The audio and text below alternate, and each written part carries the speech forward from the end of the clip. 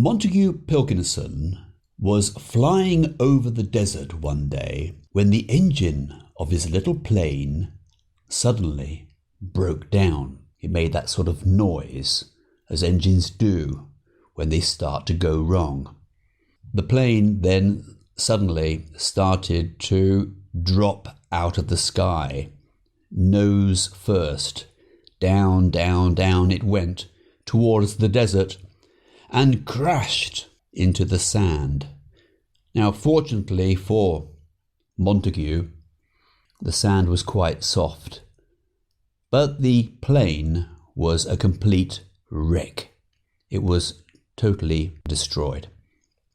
Anyway, Montague Pilkington climbed out of his plane and looked around him. My goodness, there was nothing here but sand and sky. He started walking in a direction he thought might go towards a town or village, but quite honestly, he didn't know where he was going. The sun was hot.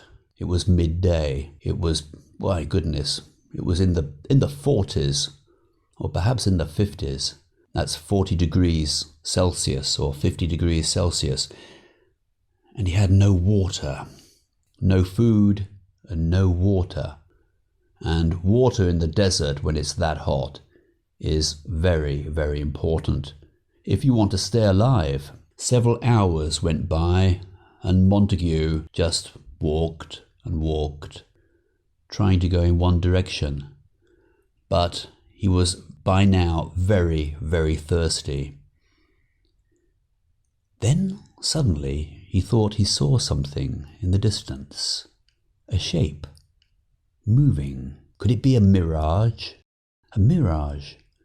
What is a mirage? Well, it's when you look through the heat, the air is, well, it's distorted a bit, isn't it? So you can't see very well. A mirage, because perhaps what you're looking at is not really there.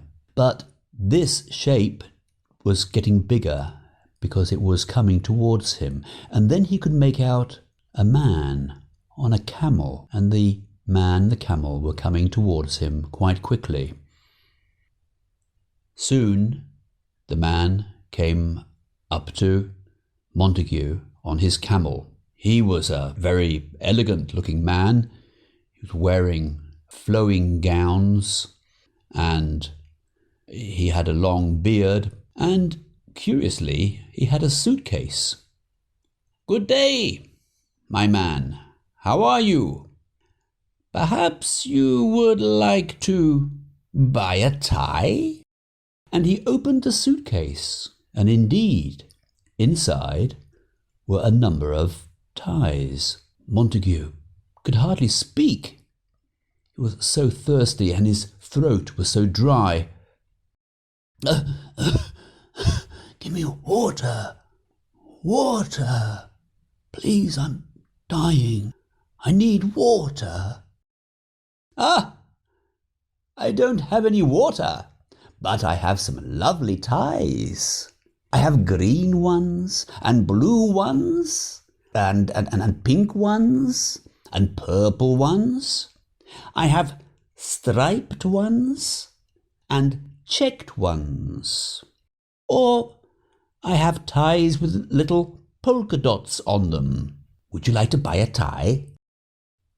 Montague just couldn't understand. He couldn't believe his bad luck. Actually met somebody in the desert and he didn't have any water and he wanted to sell him a tie.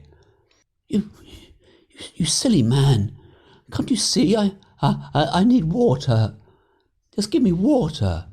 "Oh dear," said the man. "I'm very sorry, I have no water." And he put his ties away back in the suitcase and closed it up and said goodbye and rode off into the distance. Montague trudged on. Trudge, that's a nice word, isn't it? Trudge means to walk with great difficulty, to trudge, especially when you're very tired or walking through sand, which is very soft. He trudged on. Then suddenly, in the distance, he saw something white. Another mirage? He walked towards it, and little by little, the white thing got bigger and bigger. And then he saw, in fact, it was a hotel, a beautiful hotel, right in the middle of the desert. My goodness, it was such a luxurious hotel. That's just what he needed. Oh, thank God for that, he thought. And he went down on his bended knees and he said, "Thank you, God. Thank you for sending me this hotel." He got up and trudged on and eventually arrived at the door of the hotel.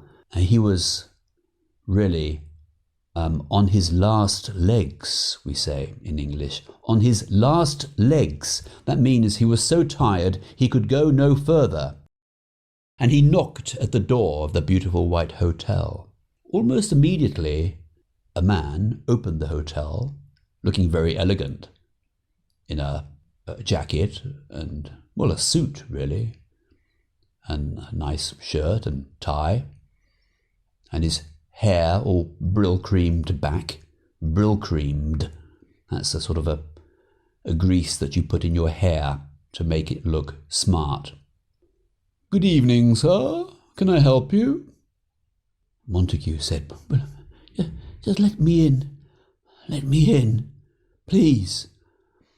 And the man at the doorman, in fact, he said, "I'm sorry, sir, but you can't come in here without a tie."